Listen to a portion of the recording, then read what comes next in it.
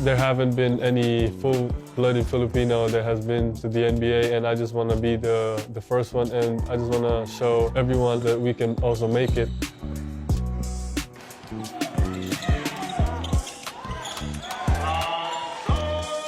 My dad always told me to watch films of Hakeem Olajuwon, Tim Duncan, those guys, and I just kept watching, every day. My dad was in the professional leagues in the Philippines, so, he just taught me almost everything he knows about the game. And we always started with footwork, how to make easy shots. You hear 7 foot, and sometimes that means 6'10", 6'11". He's legit 7'2", so it's just a breath of fresh air to work with somebody whose goals are so in reach, but also knows and is willing to put the work in that it's going to take to get there. Basketball is really a religion to the Philippines, and every time you go out of your house, you'll see a court here, court there. You'll just see everyone playing basketball, and that's just how we love the sport in our country. He's definitely like a type of basketball player that'll pass. Like he'll look for you. He's not a selfish player. The mentality in the States when you're a foreign player with hype and accolades coming in, people want to play against you. Everybody has their goals and everybody's trying to get on, so what better way to get recruited to a college than saying, hey, I had X amount of points and rebounds and blocks against Sotto, and here's my film against him. I think he realizes that now, and he kind of brings it to his opponent instead of waiting for it to come to him. Yes, sir.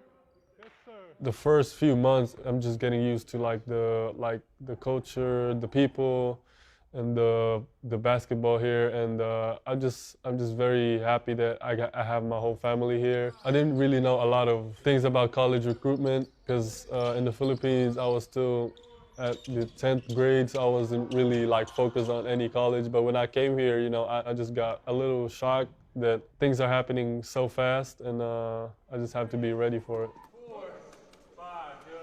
I see Kai as somebody with a world of potential, and the sky is really the limit, but also, there's a short time to get there and has to be deliberate in making those goals achievable. Two more shots. The training here in the States is different because they really focused, and my trainer really dedicated themselves to help me get better as a player. One thing that we wanted to really work on, getting him to be more NBA ready, which means, can he handle the NBA pace of the game, physicality? Can he use his length in a meaningful way? Does he stretch the floor consistently? Can he guard players? Can he guard in the post? Can he guard off switches? Very good. Show it right back. Bang, bang, boom. Yeah, there we go. That's a good one.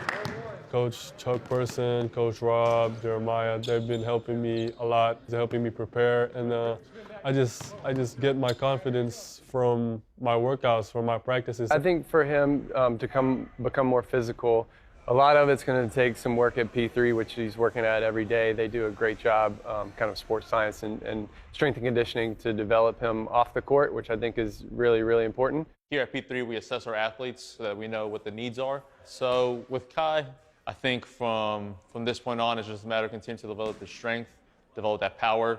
He's going to be playing and matching up against guys who are bigger than him, so making sure that he is able to match that intensity on the court, but also making sure that he stays healthy to be able to compete year-round.